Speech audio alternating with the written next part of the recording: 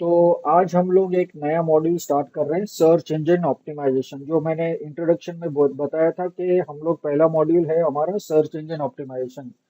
तो search engine optimisation के अंदर हम लोग क्या क्या सीखने वाले हैं कि सर्च इंजन होता क्या है, फिर सर्च इंजन रिजल्ट्स पेज क्या होता है, फिर सर्च इंजन और पेपर क्लिक के बीच में क्या डिफरेंस है। जो तीसरा पॉइंट है एसईओ वर्सेस पीपीसी। पीपीसी मतलब पे पर क्लिक। जब एक क्लिक को हम लोग एक लिंक को क्लिक करेंगे तो उसका पैसा देना पड़ता है एक क्लिक का। तो वो हम लोग देखेंगे। फिर सर्च इंजन क्या होता है वो हम लोग देखेंगे। तो जैसे अभी सर्च इंजन काम कैसे करता है तो वो हम लोग देखेंगे। तो नॉर्मली कैसा रहता है कि अगर मुझे मेरा कंटेंट सर्च इंजन में अगर ऐड करना है तो मुझे क्या करना पड़ेगा। सबसे पहले तो मुझे समझना पड़ेगा कि सर्च इंजन काम कैसे करता है। अभी जैसे गूगल है तो गूगल का सर्च इंजन जो है वो कैसे काम करता है। अगर मुझे ये पता चल गया कि हाँ ये सर्च इंजन इस तरीके से काम करता है तो मैं अपनी वेबसाइट को सर्च इंजन में आराम से लेके आ सकता हूँ। जब लोग मेरा कीवर्ड वगैरह सर्च करेंगे तो मेरी वेबसाइट वहां पर दिखाई देगी। और मेरी वेबसाइट वहां पर दिखाई देगी तो मुझे लोग उसके ऊपर क्लिक करेंगे और मुझे बिजनेस मिलेगा। तो इसके लिए सर्च इंजन के अंदर हमारी वेबसाइट आनी बहुत जरूरी है। तो वो हम देखेंगे। सर्च इंजन के कंपोनेंट्स क्या क्या है और सर्च इंजन के वो एक एक कंपोनेंट का क्या क्या काम है वो सब चीज हम देखेंगे। उसके बाद में है हमारे पास keyword content and keyword density. तो मतलब जो हम लोग कीवर्ड सर्च करते हैं गूगल के अंदर, हम कोई भी वर्ड सर्च करते हैं वो वर्ड को हम लोग कीवर्ड बोलते हैं। तो वो कीवर्ड हम लोग गूगल में सर्च करते हैं। और वो कीवर्ड हमें कौन सा यूज करना चाहिए और कभी यूज करना चाहिए, कितनी बार यूज करना चाहिए, वो सब चीज हम लोग देखेंगे। फिर हमारे पास सर्च कंसोल है, वो एक अलग मॉड्यूल है, वो हम नया मॉड्यूल के अंदर देखेंगे। फिर हमारे पास ऑन पेज एसईओ और ऑफ पेज एसईओ। तो सर्च इंजन ऑप्टिमाइजेशन दो तरीके के होते हैं, एक ऑन पेज एसईओ होता है और एक ऑफ पेज एसईओ होता है। तो ऑन पेज एसईओ मतलब हमारी वेबसाइट के ऊपर हम लोग काम करते हैं, और ऑफ पेज एसईओ मतलब हमारा वेबसाइट को साइड में रख के हम दूसरी जगह पर हमारी वेबसाइट को प्रमोट करते हैं, उसको बोलते हैं ऑफ पेज एसईओ। तो ये सब चीज हम लोग आज देखेंगे। अभी सबसे पहली बात, सर्च इंजन ऑप्टिमाइजेशन होता क्या है। तो नॉर्मली कैसा रहता है कि सर्च इंजन के अंदर हमारी वेबसाइट को लाना है। अभी सर्च इंजन के अंदर हमारी वेबसाइट को लाने के लिए जो हम काम करते हैं तो बहुत सारा काम करना पड़ता है। तो वो सारा जो काम करते हैं, वो जो मेहनत करते हैं, वो प्रोसेस को हम सर्च इंजन ऑप्टिमाइजेशन बोलते हैं। तो वो हम लोग यहाँ पर देखेंगे आज। तो ये सर्च इंजन होता है, सर्च इंजन ऑप्टिमाइजेशन होता है। The efforts revolving around trying to get a website to show up in और इंक्रीज द रैंक। मतलब हमारी वेबसाइट को सर्च इंजन में दिखाने के लिए जो काम हम लोग करते हैं वो प्रोसेस को हम लोग सर्च इंजन ऑप्टिमाइजेशन बोलते हैं। फिर जब हम लोग गूगल में कुछ भी सर्च करते हैं, यहाँ पर ये कीवर्ड से हमने कुछ सर्च किया तो ये जो पेज आता है ये पेज को हम लोग सर्च इंजन रिजल्ट्स पेज बोलते हैं। तो ये उसका नाम है। तो जो पेज के ऊपर रिजल्ट आता है वो सर्च इंजन रिजल्ट्स पेज होता है। उसके बाद में अभी हमारे पास दो तरीके के रिजल्ट आते हैं। जब हम लोग गूगल में कुछ भी सर्च करते हैं तो हमारे पास दो टाइप के रिजल्ट होते हैं। एक होता है इनऑर्गेनिक, मतलब ये पेपर क्लिक वाला। तो पेपर क्लिक वाला क्या होता है कि वो पेड ऑप्शन रहता है, वो फ्री वाला ऑप्शन नहीं है। तो मैं गूगल को पैसा देता हूँ और मेरी एडवर्टाइजमेंट वहां पर आती है। तो उसके लिए मुझे कोई मेहनत नहीं करनी पड़ती, मैंने गूगल को पैसा दिया, मैंने अपनी ऐड बनाई और गूगल के अंदर रन किया, हो गया मेरा काम। और 2 घंटे 3 घंटे के अंदर में सारी दुनिया के सामने मेरा वेबसाइट रहेगा, तो लोग मेरी वेबसाइट को क्लिक कर सकते हैं। लेकिन ये पेड वाला ऑप्शन है। दूसरा वाला जो ऑप्शन है जो हम लोग करने वाले हैं, आज सीखने वाले हैं, वो है सर्च इंजन ऑप्टिमाइजेशन। जिसके अंदर हम लोग पूरा मेहनत करके हम लोग ये करते हैं, हमारी वेबसाइट को सर्च इंजन में लाते हैं। अभी सर्च इंजन ऑप्टिमाइजेशन जो है वो एकदम फ्री है, मतलब उसके अंदर मुझे एक पैसा भी नहीं डालना है। लेकिन हाँ, पैसा नहीं डालना है लेकिन उसके अंदर मुझे बहुत सारा समय देना पड़ेगा और बहुत सारा मेहनत करना पड़ेगा। तो ही मेरी वेबसाइट आएगी सर्च इंजन के अंदर। वहां पर पैसा नहीं है लेकिन मेहनत और टाइम मुझे देना पड़ेगा, ये दो चीज है। तो ये दो चीज से हम लोग ये कर सकते हैं। अभी मैं एग्जांपल बताता हूँ, यहाँ पर ब्राउजर खोल के मैं बताता हूँ कि ये दोनों चीज दिखता कैसा है। तो यहाँ पर मैं गूगल में जाता हूँ और यहाँ पर मैं कुछ भी सर्च करता हूँ, जैसे चलो मैंने डिजिटल मार्केटिंग सर्च किया, तो ये सारा जो रिजल्ट है ये ऑर्गेनिक वाला है, ये सर्च इंजन ऑप्टिमाइजेशन वाला है। और यहाँ पर कोई स्पॉन्सर्ड वगैरह रहेगा, तो हाँ ये देखो ये वाला स्पॉन्सर्ड है, मतलब ये एडवर्टाइजमेंट है, ये फ्री वाला नहीं है। तो इसके अंदर लोगों ने पैसा देके यहाँ पर उनका एडवर्टाइजमेंट यहाँ पर आया, लेकिन बाकी जो रिजल्ट है वहां पर लोगों ने मेहनत करके यहाँ पर लेके आए हैं। तो ये है दोनों में डिफरेंस, जो पेपर क्लिक और सर्च इंजन ऑप्टिमाइजेशन। लेकिन अभी इसको हम लोग पेपर क्लिक क्यों बोलते हैं? पे पर क्लिक मतलब हर एक क्लिक का पैसा, जब भी लोग क्लिक करेंगे हमारी एडवर्टाइजमेंट के ऊपर तो उसके ऊपर पैसा देना पड़ेगा। तो इसके लिए हम लोग उसको पेपर क्लिक बोलते हैं। अभी जैसे हम लोग को मालूम है शेयर मार्केट के अंदर हर एक शेयर का प्राइस ऊपर नीचे जाता है, एक एक मिनट में ऊपर नीचे जाता है। तो वो शेयर का कुछ प्राइस रहता है, बराबर है। अभी 1 रुपया, 10 रुपया, 50 रुपया, 100 रुपया, जो भी प्राइस है, वो एक एक सेकंड के लिए एक एक दो दो रुपया या पैसे में कुछ ऊपर नीचे जाता है। वैसे ही यहाँ पर डिजिटल मार्केटिंग के अंदर हर एक कीवर्ड का, हर एक वर्ड का एक प्राइस रहता है। वो प्राइस रोज ऊपर नीचे नहीं जाता है, वो हफ्ते 10 दिन महीने के अंदर एक आध बार ऊपर नीचे जाता है। तो वो जितना भी प्राइस चल रहा है उतना प्राइस मुझे देना पड़ेगा जब लोग एक बार क्लिक करेंगे।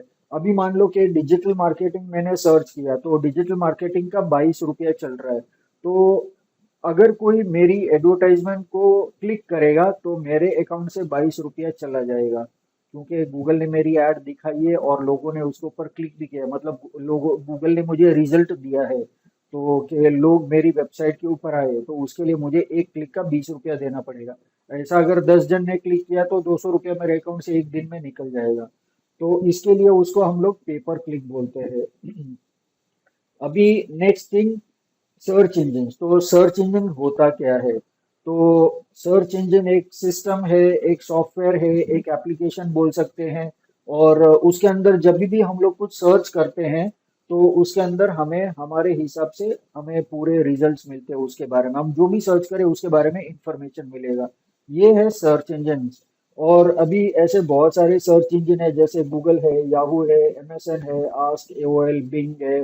तो ऐसे तो बहुत सारे सर्च इंजन है, हजारों सर्च इंजन है। लेकिन ये डिजिटल मार्केटिंग कोर्स के अंदर हम लोग जो ज्यादातर यूज करने वाले हैं वो है गूगल, क्योंकि 80% लोग सारी दुनिया के अंदर गूगल यूज करते हैं, इसके लिए सबसे ज्यादा इम्पोर्टेंट गूगल ही है। तो हम लोग गूगल के सारे एप्लीकेशंस यूज करेंगे, क्योंकि गूगल ने बहुत सारे टूल्स दिया है, एप्लीकेशन दिया है, वो सब चीज हम लोग यूज करने वाले हैं। तो हम लोग गूगल के बारे में लर्न करेंगे। तो अभी यहाँ पर गूगल के जैसे मैंने बताया कि पहले हमें सीखना पड़ेगा कि सर्च इंजन काम कैसा करता है। अभी एक एग्जांपल देता हूँ, जैसे मान लो कि अगर मुझे गाड़ी चलानी है, तो सबसे पहले तो मुझे गाड़ी चलानी सीखनी पड़ेगी ना, उसके बाद में मैं चला सकता हूँ, ऐसे तो नहीं चला सकता हूँ।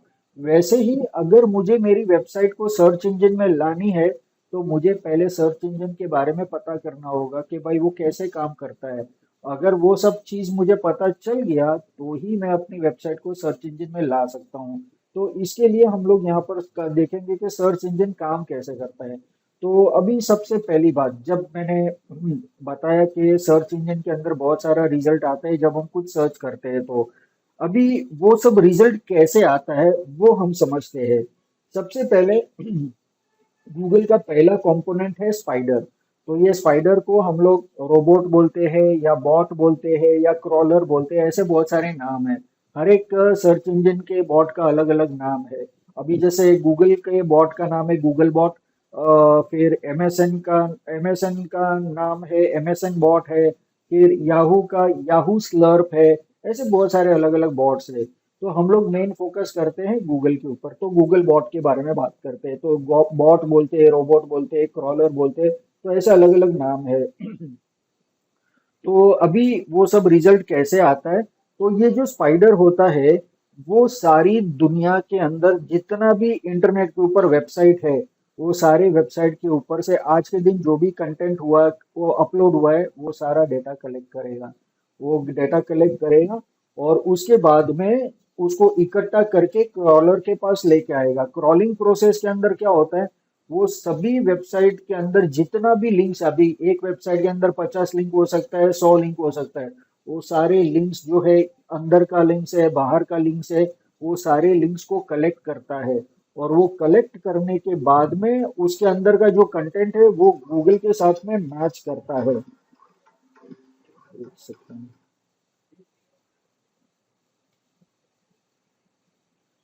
हेलो। हाँ।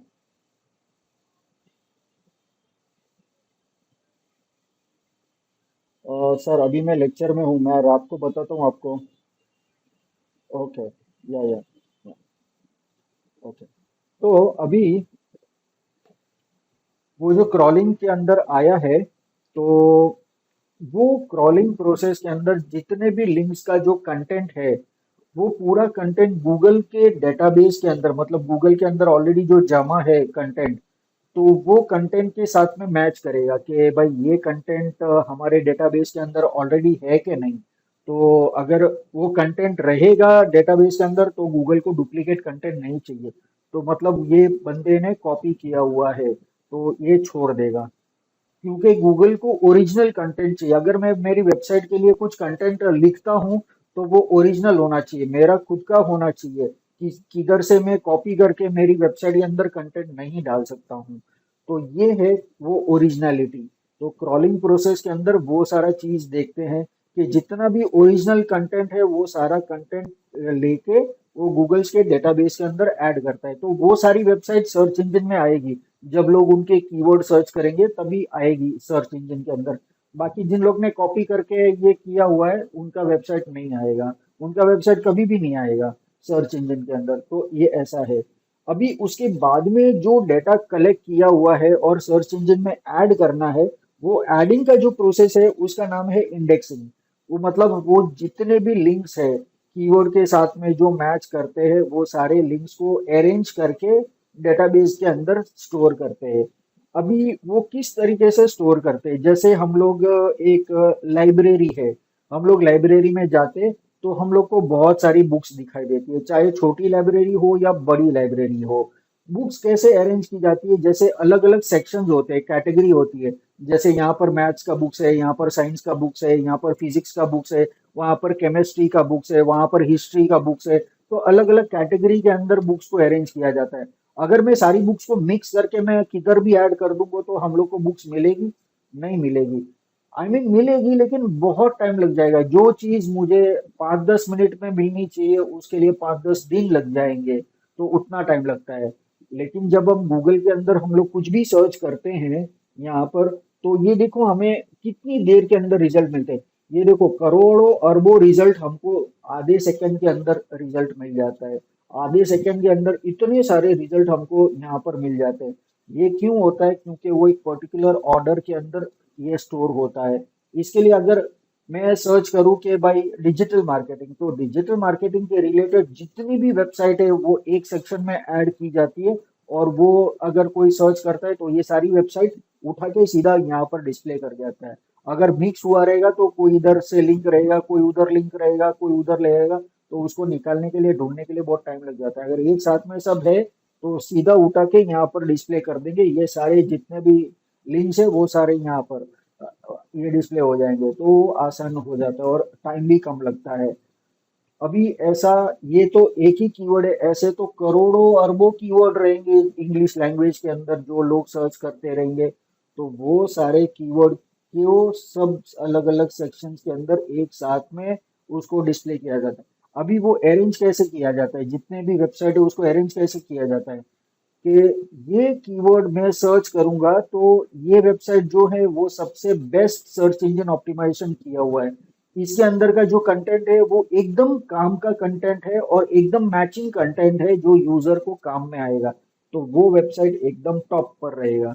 फिर दूसरा वेबसाइट रहेगा, फिर तीसरा वेबसाइट रहेगा, उस हिसाब से वो एकदम ऑर्डर में अरेंज किया जाता है सारे के सारे वेबसाइट। फिर हमें वो डिस्प्ले करते हैं। तो ये सारा चीज सर्च इंजन ऑप्टिमाइजेशन में ये प्रोसेस होता है। तो अभी हमने सर्च इंजन के बारे में जाना, तो इसमें से हमने क्या सीखा?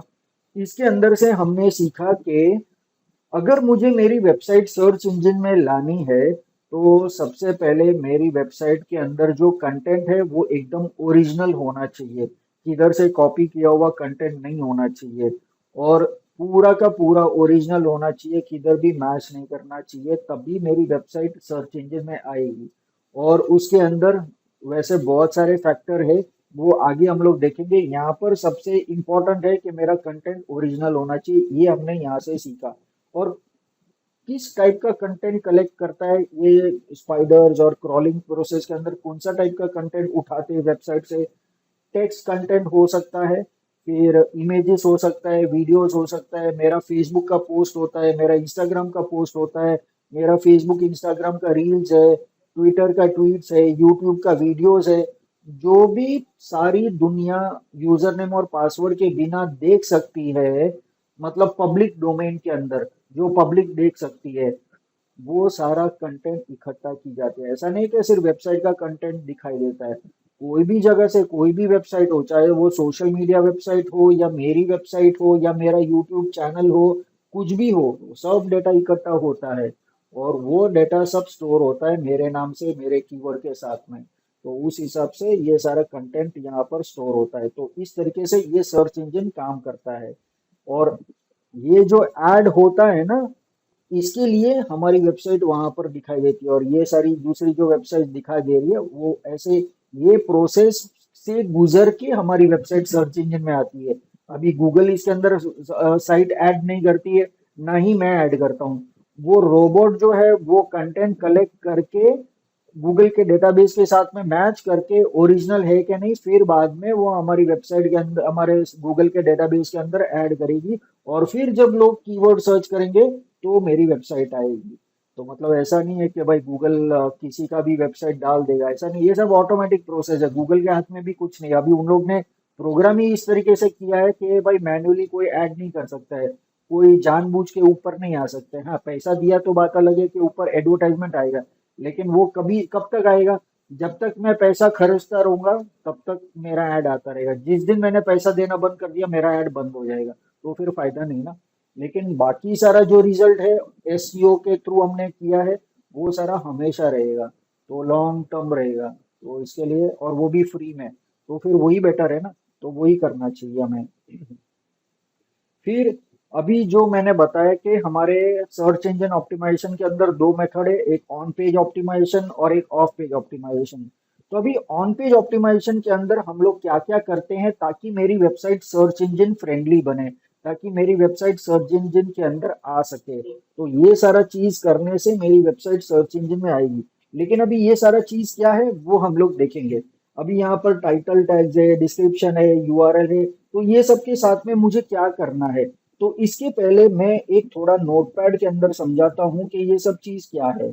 अभी जैसे मान लो कि आज मुझे कोई भी टॉपिक के ऊपर मुझे कुछ कंटेंट लिखना है। तो अगर मुझे कुछ कंटेंट लिखना है, मतलब मान लो कि मुझे एक ब्लॉग लिखना है या आर्टिकल लिखना है, तो आर्टिकल लिखने के लिए सबसे पहले मेरे पास क्या होना चाहिए, एक टॉपिक होना चाहिए। तो टॉपिक मैंने सिलेक्ट किया कि चलो मेरा टॉपिक है डिजिटल मार्केटिंग ट्रेंड्स। तो ये डिजिटल मार्केटिंग ट्रेंड्स हो गया। अभी इसके अंदर से मुझे एक इम्पॉर्टेंट कीवर्ड ढूंढना पड़ेगा, जिसके जो कीवर्ड से मुझे मेरा ब्लॉग को, मेरा आर्टिकल को रैंक करवाना है गूगल के अंदर। तो यहाँ पर बहुत सारे कीवर्ड मैं यहाँ से देख सकता हूँ। डिजिटल मार्केटिंग एक कीवर्ड हो गया, मार्केटिंग ट्रेंड्स एक कीवर्ड हो गया, सिर्फ ट्रेंड्स एक कीवर्ड हो गया, डिजिटल ट्रेंड्स हो गया, मार्केटिंग ट्रेंड्स हो गया। ऐसा अलग अलग कॉम्बिनेशन के अंदर बहुत सारा हम लोग यहाँ पर यूज कर सकते हैं। तो चलो मैं सोचता हूँ कि डिजिटल मार्केटिंग सबसे बेस्ट है, सारी दुनिया सर्च करती है तो डिजिटल मार्केटिंग बेस्ट कीवर्ड है। तो चलो मैंने सिलेक्ट कर लिया डिजिटल मार्केटिंग। तो ये जो अभी कीवर्ड है, इसको हम बोलेंगे प्राइमरी कीवर्ड।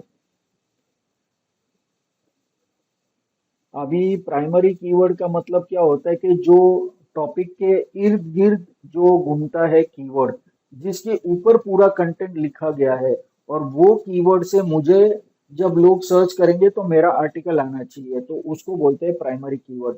लेकिन गूगल क्या कहता है कि आपको एक कीवर्ड के भरोसे पे नहीं बैठना है।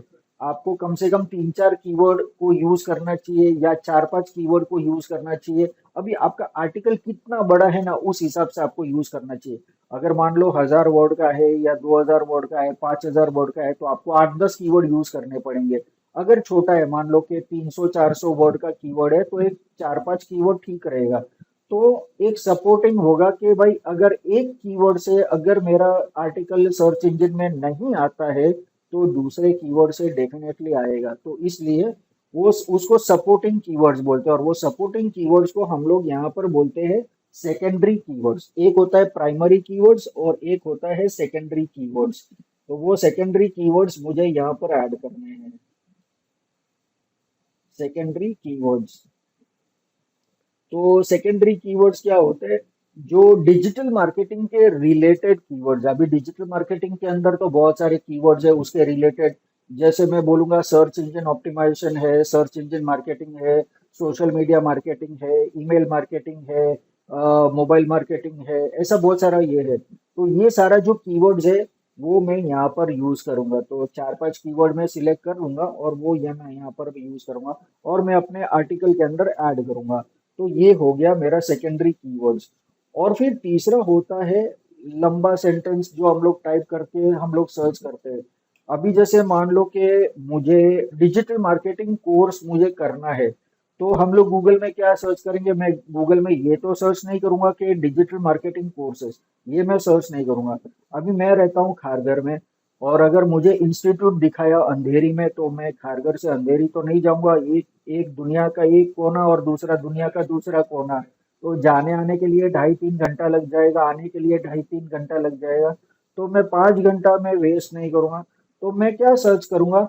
Digital marketing courses in Kharghar.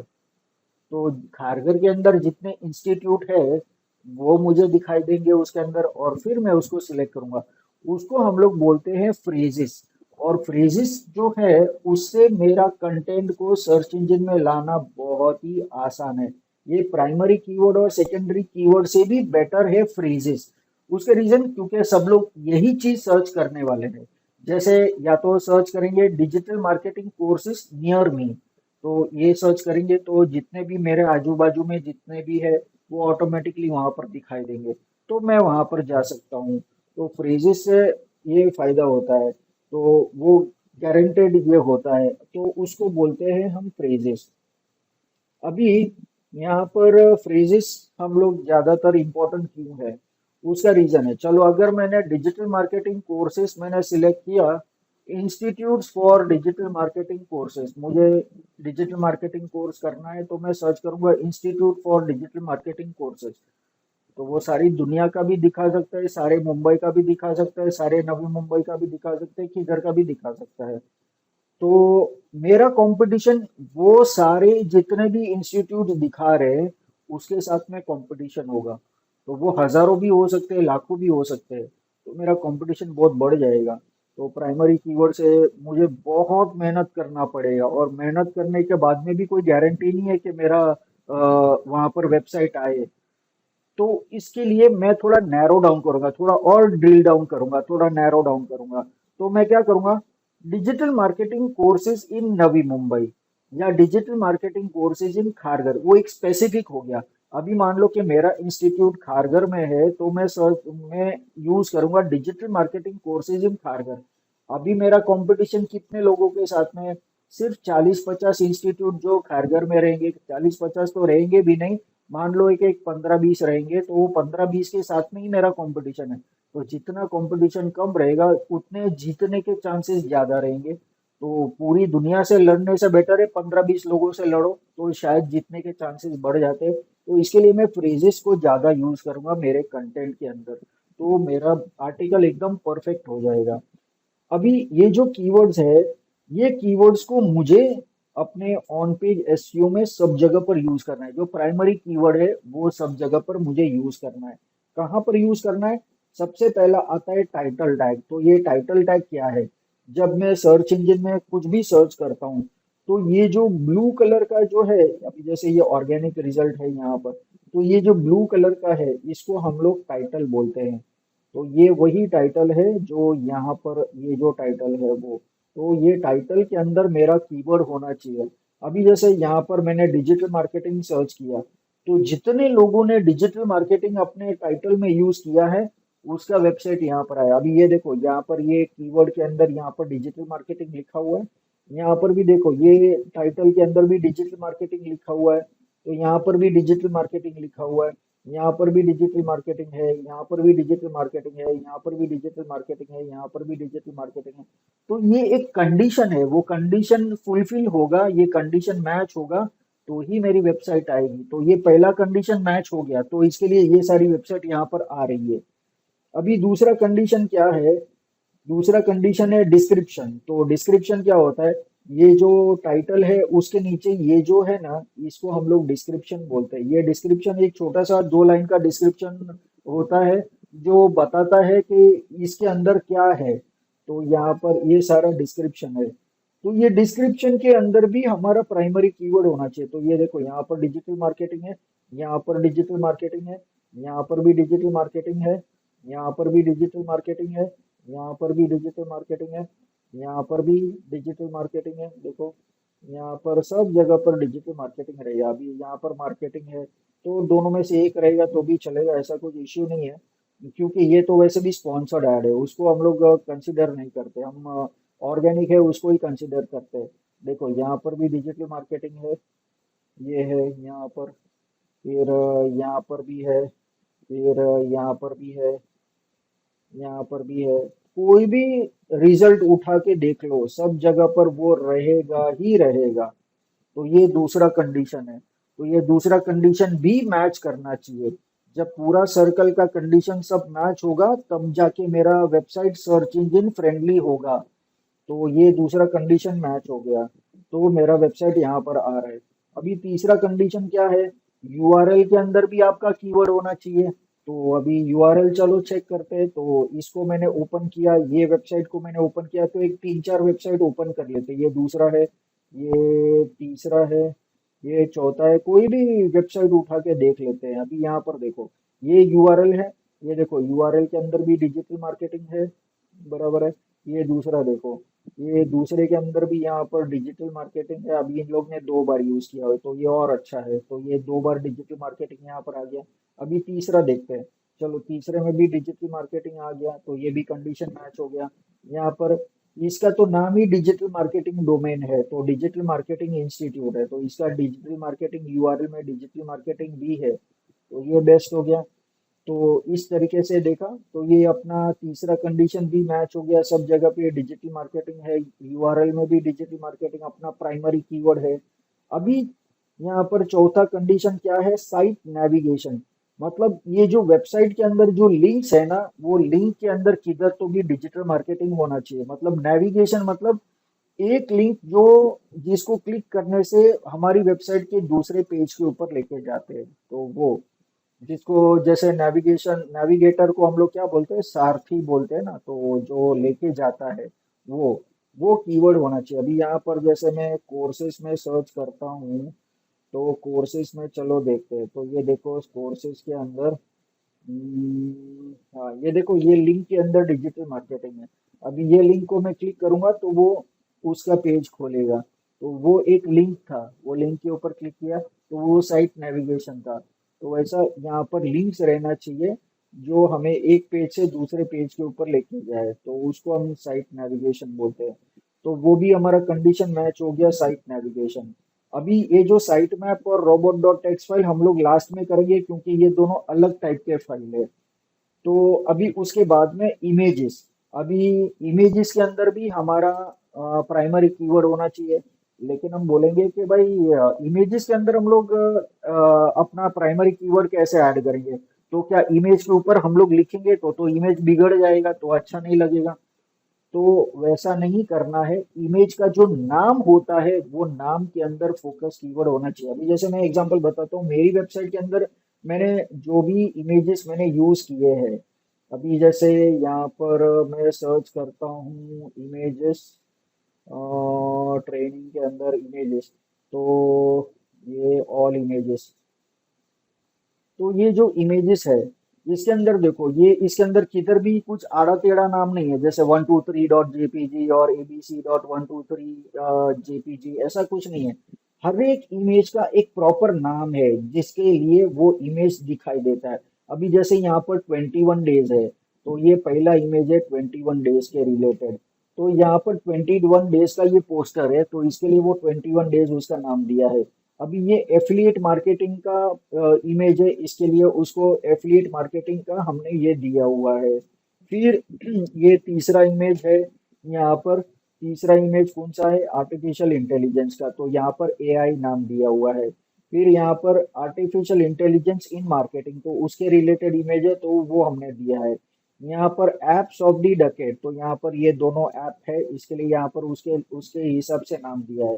फिर वही उस तरीके से यहाँ पर देखो, बेस्ट ब्लॉगिंग टिप्स, तो ये ब्लॉगिंग के रिलेटेड बैनर है। फिर ये ब्लू टिक का बैनर है यहाँ पर। फिर ये बिजनेस एजुकेशन का बैनर है। फिर ये क्लासरूम का बैनर है, जैसा अभी मैं तो इसको थोड़ा बड़ा करता हूँ तो दिखाई देगा बराबर। हाँ तो, हाँ, ये हो गया। तो अभी, हाँ, तो ये सब देख सकते हैं हम लोग यहाँ पर, ये सब उसके रिलेटेड सब इमेजेस है। यहाँ पर देखो, ये कंटेंट एसईओ, तो ये सर्च इंजन ऑप्टिमाइजेशन का इमेज है। तो ये कंटेंट मार्केटिंग का इमेज है। ये भी कंटेंट मार्केटिंग का इमेज है। यहाँ पर कंटेंट ब्रांडिंग का इमेज है, तो ये ब्रांड का इमेज है। तो उस तरीके से ये सारे फोकस कीवर्ड है जो इमेजेस मैंने अपने वेबसाइट के ब्लॉग्स के अंदर लिखे हुए हैं। तो मुझे इमेजेस के अंदर ये वाला यूज करना है, उसका एक पर्टिकुलर नाम देना है। तो वो मेरा फोकस की फ्रेज होना चाहिए, तो फोकस की फ्रेज के रिलेटेड इमेज होना चाहिए। तो ये हो गया एक चीज। अभी तो यहाँ पर मेरा ये सब चीज मैच हो गया। तो अभी ये करने से मुझे फायदा क्या होगा? ये करने से फायदा ये होगा कि यहाँ पर चलो, मैं यहाँ पर डिजिटल मार्केटिंग है, तो लोग, ऐसा जरूरी नहीं है कि सिर्फ गूगल के अंदर डिजिटल मार्केटिंग सर्च करेंगे। लोग गूगल इमेजेस में भी डिजिटल मार्केटिंग सर्च करेंगे और उसको इमेजेस चाहिए। तो अगर मुझे कोई इमेज चाहिए तो मैं गूगल में जाता हूँ, इमेजेस में जाता हूँ, और मुझे यहाँ पर सारे डिजिटल मार्केटिंग के इमेजेस दिखाई देते हैं। यहाँ पर देखो, यहाँ पर और कोई भी दूसरा कोई इमेज दिखाई देता है? नहीं, सब डिजिटल मार्केटिंग के ही इमेजेस है। अगर मैंने वो इमेज को बराबर नाम दिया है, इसके लिए मेरा इमेज आ रहा है, बराबर है। अभी इसका प्रूफ मैं दिखाता हूँ। हम तो बोलेंगे कि भाई ये तो किसी और का है, हमारा किधर है? तो चलो, यहाँ पर मैं मेरा नाम टाइप करता हूँ, या मेरी कंपनी का नाम टाइप करो, मेरी वेबसाइट का नाम टाइप करता हूँ। तो पहले पहले मैं मेरा नाम टाइप करता हूँ। तो अभी देखते हैं कि मेरा इमेजेस आता है कि नहीं। ये देखो, ये सारा मेरा इमेजेस आ गया। अभी मैंने अपना नाम दिया है, तभी तो यहाँ पर ये मेरे इमेजेस आ रहे हैं ना। ये मेरे वेबसाइट के इमेजेस है। ये लिंक्डइन के अंदर से मेरा आ रहा है। ये अर्बन प्रो एक दूसरा वेबसाइट से आ रहा है। ये एमसीटी है, ये दूसरा इंस्टीट्यूट, यही बिल्डिंग के अंदर 6th फ्लोर के ऊपर है, वहां पर भी मैं सिखाता हूँ।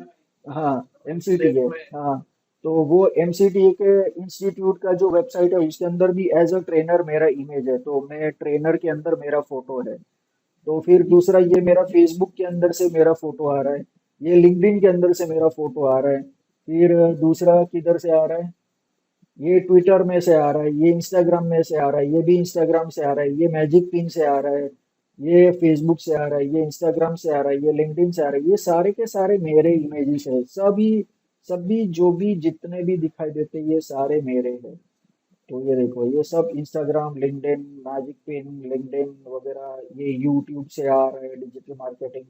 ये देखो, तो इस तरीके से ये सारे इमेजेस मेरे हैं।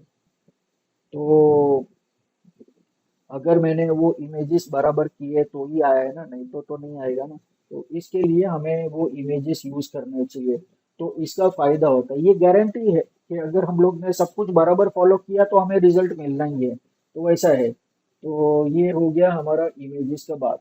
तो अभी उसके बाद में नेक्स्ट क्या ऑप्शन है? नेक्स्ट है हेडिंग। हेडिंग मतलब क्या होता है कि अभी जैसे हम एक बड़ा पेज है, उसके अंदर किस कुछ बारे में आर्टिकल है, उसके अंदर कुछ लिखा है वो आर्टिकल के अंदर। अभी अगर मैं स्टार्टिंग से एंड तक मैं सिर्फ लिखता जाऊं तो लोगों को कुछ समझ में नहीं आएगा। बीच बीच में मुझे हेडिंग देना पड़ेगा, बराबर है। तो हेडिंग देंगे तो मुझे समझेगा कि अच्छा, हाँ, अभी यहाँ पर ये इसके बारे में बात करेंगे, इसके बारे में, इसके बारे में बात करेंगे। तो अभी जैसे देखो, यहाँ पर मैं कोई भी एक वेबसाइट खोल के देखता हूँ, यहाँ पर ये वाला खोला। तो ये ब्लॉग है तो ठीक है, चलो यहाँ पर ये एक टाइटल हो गया, यहाँ पर एक हेडिंग हो गया, फिर ये दूसरा हेडिंग हो गया यहाँ पर, फिर ये तीसरा हेडिंग हो गया, फिर ये चौथा हेडिंग हो गया, पांचवा हेडिंग हो गया, ये छठा हेडिंग हो गया, सातवां हेडिंग हो गया। हाँ, तो हम लोग यहाँ पर बात कर रहे थे इसके बारे में, हेडिंग्स के बारे में। तो हेडिंग्स भी हमें यूज़ करना है, जिसके अंदर हमारे कीवर्ड्स होने चाहिए। तो उससे भी हमारा जो कंटेंट है उसके ऊपर फर्क पड़ता है और वो सर्च इंजन के अंदर आता है। तो हेडिंग्स भी एक हो गया। उसके बाद में है कीवर्ड यूजेज। अभी हमने यहाँ पर देखा ये सारे कीवर्ड्स हमको यूज करने हैं। तो अभी जो मेरा प्राइमरी कीवर्ड है डिजिटल मार्केटिंग, उसको मुझे कितनी बार यूज करना पड़ेगा? मेरा जो कंटेंट है, जैसे हम लोग यहाँ पर ये वेबसाइट के ऊपर हमने देखा कि यहाँ पर ये पूरा कंटेंट है, ये इतना बड़ा है, तो इसके अंदर मुझे कितनी बार यूज करना पड़ेगा? तो ये इतना बड़ा कंटेंट है तो मुझे कितनी बार मुझे डिजिटल मार्केटिंग यूज करना पड़ेगा ताकि मेरा वेबसाइट सर्च इंजन में आएगा? तो इसके लिए एक गूगल ने हमें एक फॉर्मूला दिया है। वो फॉर्मूला के हिसाब से हमें उतनी बार मेरा ये कीवर्ड मेरे आर्टिकल में ऐड करना पड़ेगा। तो फॉर्मूला ऐसा है कि सबसे पहले मुझे पता होना चाहिए कि मेरा जो आर्टिकल है कितने वर्ड का है। तो वो तो आसानी से पता चल जाता है, वो मैं बताऊंगा जब हम लोग करेंगे आर्टिकल। तो मान लो कि मेरा जो आर्टिकल है 500 वर्ड्स का है। तो 500 वर्ड्स का आर्टिकल है। तो गूगल ने एक फॉर्मूला दिया है कि मुझे जो कीवर्ड्स है वो 2 to 3% of the time use करना है। मतलब अगर 2% से 3% तक मेरे कीवर्ड्स, प्राइमरी कीवर्ड्स मेरे होने चाहिए 500 वर्ड में से। तो अभी 500 का 2% कितना हो गया? 10 हो गया। तो मुझे मेरा जो कीवर्ड है वो 10 बार मुझे यूज करना पड़ेगा, 10 टाइम्स मेरे कंटेंट में ऐड करना पड़ेगा। ये मिनिमम है। और मैक्सिमम 3%। तो 3% कितना हो गया? 5 3 15। तो मुझे 15 बार मुझे यूज करना पड़ेगा। तो इसके अंदर ऐसा नहीं है कि मैं 10 बार यूज कर सकता हूँ या 15 बार यूज कर सकता हूँ। 10 और 15 के बीच में कितनी बार भी यूज कर सकते हैं, लेकिन 10 से कम यूज नहीं करना है और 15 से ज्यादा यूज नहीं करना है। तो मैं 10 बार यूज कर सकता हूँ, 11 बार, 12 13 14 15 कितना भी यूज कर सकता हूँ। तो इतने टाइम के लिए इतनी बार मुझे मेरा कीवर्ड वो आर्टिकल में होना चाहिए, अगर 500 वर्ड का है। अगर 1000 वर्ड का भी है तो भी यही फॉर्मूला काम करेगा, 2% से 3%। तो अगर 1000 वर्ड है तो इसका फॉर्मूला के हिसाब से कितना होगा? 2% हो जाएगा 20, और 3% कितना हो जाएगा? 30। तो मुझे मिनिमम 20 टाइम्स या मैक्सिमम 30 टाइम्स मुझे यूज करना है। तो बीच में मैं कितना भी बार यूज कर सकता है, ऐसा जरूरी नहीं कि मैं 20 बार ही कंटेंट में ऐड कर सकूं। वो तो कंटेंट के ऊपर है कि भाई वो कंटेंट के अंदर मैं क्या लिख रहा हूँ, उस हिसाब से वो कंटेंट में आना चाहिए कि भाई वो 20 बार में लिखूं या 21 बार लिखूं या 22 बार लिखूं या 25 बार लिखूं या 28 बार लिखूं या 30 बार लिखूं। वो तो डिपेंड कि वो कंटेंट के हिसाब से वो कितना भी बार यूज कर सकता हूँ। हाँ, लेकिन 20 से कम नहीं होना चाहिए, 30 से ज्यादा नहीं होना चाहिए, उतनी बार मेरा कंटेंट। अभी ये फॉर्मूला फिक्स है, तो चाहे वो 500 वर्ड हो या 1000 वर्ड हो या 300 वर्ड हो या 10,000 वर्ड हो या 5,000 वर्ड हो, ये फॉर्मूला फिक्स रहेगा। उतनी बार मुझे मेरा कंटेंट यूज करना है। कीवर्ड यूजेज, कितनी बार मुझे अपना कीवर्ड यूज करना है कंटेंट के अंदर, जो कंटेंट मुझे वेबसाइट के अंदर ऐड करना है उसके अंदर मैं ये कीवर्ड उतनी बार यूज करूंगा, 2 to 3%। अभी कीवर्ड डेंसिटी। डेंसिटी का मतलब क्या होता है कि मैं जो कीवर्ड यूज करूंगा अपने कंटेंट के अंदर, तो वो मैं कितना नजदीक या कितना दूर मैं वो कीवर्ड प्लेस करता हूँ, या एक ही पैराग्राफ के अंदर मैं पूरा 10 बार मैं ऐड कर देता हूँ, तो ऐसा नहीं चलेगा। स्टार्टिंग से लेके एंड तक यूनिफॉर्मली मुझे पूरा वो डिस्ट्रीब्यूट करना है। मतलब अगर मुझे 10 बार यूज करना है तो मैं एक पैराग्राफ के अंदर या दो पैराग्राफ के अंदर 10 बार लिख के मुझे खत्म नहीं करना है। पहला पैराग्राफ से लेके लास्ट पैराग्राफ तक पूरा डिस्ट्रीब्यूट करना है मुझे, वो पूरा सब जगह पर मुझे छाटना है वो कीवर्ड, वो सब जगह पर मुझे ऐड करना है। एक पैराग्राफ में नहीं लिखना है तो फिर पेनल्टी लगेगी। अगर मैं कम जगह पर ज्यादा बार कीवर्ड यूज करूंगा तो पेनल्टी लगेगी, तो गूगल पेनल्टी ऐड करेगा तो फिर मेरी वेबसाइट वैसे भी सर्च इंजन में नहीं आएगी। तो ऐसा नहीं करना है। तो डिस्ट्रीब्यूटेड रखना है कि फैला के रखना है भाई, एक एक जगह पर नहीं ऐड करना है, ज्यादा बार अलग अलग जगह पर यूज करना है। तो वो हो गया डेंसिटी। अभी उसके बाद में आता है मोबाइल एसईओ। तो मोबाइल एसईओ क्या होता है? अभी जैसे मैं अपनी वेबसाइट यहाँ पर डेस्कटॉप के ऊपर खोलता हूँ या लैपटॉप के ऊपर खोलता हूँ या कोई भी जगह पर खोलता हूँ, मैं प्रोजेक्टर में देखता हूँ, बड़ा स्क्रीन के अंदर में देखता हूँ, मैं से स्मार्ट टीवी के अंदर देखता हूँ, तो मेरी वेबसाइट जो है वो एकदम परफेक्टली दिखनी चाहिए। वो स्क्रीन के बाहर नहीं जानी चाहिए या एकदम अंदर नहीं होनी चाहिए, साइड में जगह नहीं होना चाहिए, एकदम एंड टू एंड स्क्रीन होना चाहिए। सिर्फ ऊपर का स्क्रॉल बार होना चाहिए, नीचे का स्क्रॉल बार नहीं होना चाहिए। तो उसको बोलते हैं हम रिस्पॉन्सिव वेबसाइट। रिस्पॉन्सिव मतलब कैसा है कि वो जो भी कंटेनर है उसका शेप ले लेगा। अभी जैसे पानी है, पानी बॉटल के अंदर है तो ये बॉटल का शेप ले लेगा। अगर मैं बाउल में निकालूंगा तो बाउल का शेप ले लेगा पानी। अगर मैंने ग्लास में निकाला तो ग्लास का शेप ले लेगा पानी। तो वैसे ही अपनी वेबसाइट भी जो भी जहां पर भी हम लोग खोलते हैं उसका शेप लेना चाहिए। फिर वो चाहे छोटा हो या बड़ा हो। अभी अगर मैं मोबाइल में देखता हूँ या यहाँ पर देखता हूँ या बड़े स्क्रीन के ऊपर देखता हूँ तो मेरी वेबसाइट एकदम परफेक्टली दिखनी चाहिए। उसको हम बोलते हैं रिस्पॉन्सिव वेबसाइट। तो रिस्पॉन्सिव वेबसाइट होने का फायदा ये होता है कि वो हर एक डिवाइस के अंदर परफेक्टली खुलती है, तो कोई प्रॉब्लम नहीं आता है, लोग हमारी वेबसाइट आराम से देख सकते हैं बिना कोई तकलीफ के। तो वो होता है मोबाइल एसईओ। तो वो एक पार्ट हो गया। दूसरा पार्ट क्या होता है कि आज की डेट के अंदर हमारे पास गूगल में हम लोग सर्च करते हैं, बराबर। अभी जैसे मैं यहाँ पर गूगल में जाता हूँ तो यहाँ पर गूगल में सर्च करने के लिए मेरे पास कितने ऑप्शन है यहाँ पर। सबसे पहले तो मैं यहाँ पर टाइप करूंगा और मैं सर्च करूंगा, बराबर। दूसरा ऑप्शन क्या है यहाँ पर, ये वॉइस, सर्च बाय वॉइस। तो आजकल लोग मोबाइल में लोग टाइप नहीं करते, सिर्फ सर्च करके वॉइस करके सर्च करते हैं। तो अभी यहाँ पर अगर मैंने डिजिटल मार्केटिंग सर्च किया और यहाँ पर मैंने बोल के डिजिटल मार्केटिंग सर्च किया, क्या दोनों का रिजल्ट सेम रहेगा? नहीं, डिफरेंट हो सकता है। उसका रीजन क्या है? अगर मैंने मेरी वेबसाइट को वॉइस के लिए ऑप्टिमाइज नहीं किया, मतलब वॉइस के लिए मैंने उसको सर्च इंजन ऑप्टिमाइजेशन नहीं किया है, तो वॉइस के अंदर मेरी वेबसाइट नहीं आएगी, सिर्फ सर्च टेक्स्ट के अंदर मेरी वेबसाइट आएगी। तो फिर फायदा नहीं है। तो दोनों के लिए आनी चाहिए। और मोबाइल के अंदर भी दो है, वहां पर भी टेक्स्ट है, वहां पर भी वॉइस है। तो वहां पर भी दो रिजल्ट डिफरेंट हो सकता है। तो टोटल हमारे पास हो गया चार रिजल्ट। दो डेस्कटॉप लैपटॉप के लिए, मतलब बड़े स्क्रीन के लिए, और दो छोटे स्क्रीन के लिए। तो मोबाइल के अंदर भी टेक्स्ट और वॉइस है, डेस्कटॉप लैपटॉप के अंदर भी टेक्स्ट और वॉइस है। अगर मैंने मोबाइल के लिए मेरी वेबसाइट ऑप्टिमाइज नहीं की तो टेक्स्ट में भी नहीं आएगा, वॉइस में भी नहीं आएगा। सिर्फ डेस्कटॉप में या लैपटॉप में आएगा, बड़े स्क्रीन के अंदर आएगा, लेकिन छोटे स्क्रीन के अंदर मेरी वेबसाइट नहीं आएगी। तो मुझे मेरी वेबसाइट मोबाइल डिवाइस के लिए भी ऑप्टिमाइज करनी है। तो जब हम लोग ऑप्टिमाइज करेंगे, हम लोग search engine optimization next session से हम लोग प्रैक्टिकल स्टार्ट करेंगे। तो हमारा पिछला सेशन के अंदर हमने पीपीटी देखा था, वो तो इंट्रोडक्शन था।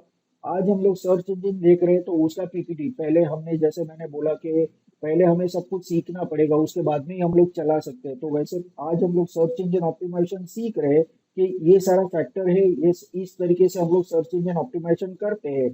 तो अगले टाइम से हम लोग उसको प्रैक्टिकल इंप्लीमेंट करेंगे कि हाँ भाई, हम लोग ये जो सीखा है ये स्लाइड के अंदर, वो सब हमारी वेबसाइट के अंदर हम लोग कैसे, सबसे पहले तो हम लोग वेबसाइट बनाएंगे, हम लोग कंटेंट बनाएंगे, और वो कंटेंट ऐड होने के बाद में हम लोग ये सर्च इंजन ऑप्टिमाइजेशन जो भी आज सीख रहे हैं वो उसके ऊपर इम्प्लीमेंट करेंगे। वो हम लोग उसके ऊपर करेंगे कि भाई हमारी वेबसाइट के ऊपर हम लोग सर्च इंजन ऑप्टिमाइजेशन करेंगे।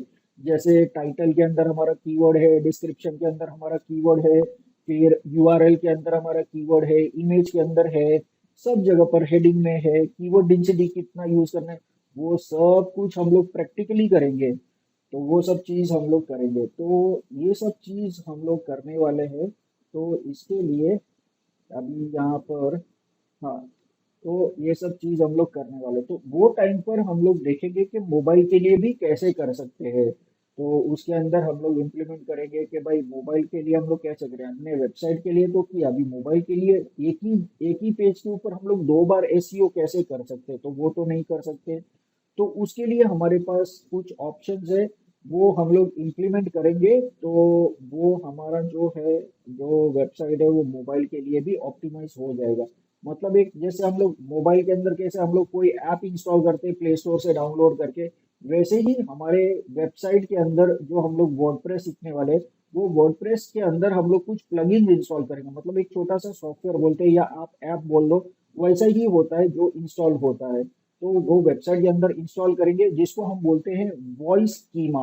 वॉइस कीमा मतलब वॉइस का स्टैंडर्ड। अभी जैसे हम लोग कोई भी इलेक्ट्रिकल आइटम लेते हैं, जैसे मान लो कि ये अपना घर के अंदर होता है, गीजर होता है, ओवन होता है, टोस्टर होता है, मिक्सर होता है, ग्राइंडर होता है, एसी होता है, ये सारा इलेक्ट्रिकल आइटम है। तो इलेक्ट्रिकल आइटम हम लोग क्या देख के लेते हैं, उसके अंदर आईएसआई मार्क देखते हैं, तो एक स्टैंडर्ड होता है। अगर आईएसआई मार्क नहीं रहेगा तो मतलब वो कोई असेंबल्ड कंपनी वालों ने दे दिया है, तो उसके अंदर वो बहुत डेंजरस है, वो इसकी उसके अंदर शॉक भी लग सकता है थोड़े टाइम के बाद में। तो वो सब चीज हम लोग नहीं लेते, हम लोग आईएसआई मार्क देख के लेते हैं। अभी अगर इलेक्ट्रॉनिक की बात करें, जैसे लैपटॉप है, ये मॉनिटर है, वो कीबोर्ड है, माउस है, तो मोबाइल है, फिर अपना घर के अंदर टीवी है, रिमोट कंट्रोल है, वो सब इलेक्ट्रॉनिक आइटम है। तो इलेक्ट्रॉनिक आइटम के अंदर क्या मार्क होता है?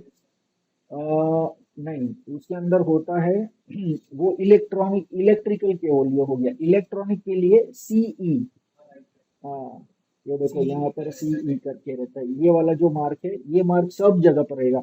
ये कीबोर्ड में भी रहेगा, मॉनिटर में भी रहेगा, लैपटॉप में भी रहेगा, लैपटॉप का बैटरी में भी रहेगा, सब जगह पर रहेगा। मोबाइल के अंदर, मोबाइल का बैटरी के अंदर भी रहेगा, सब जगह पर वो सीई का मार्क रहेगा।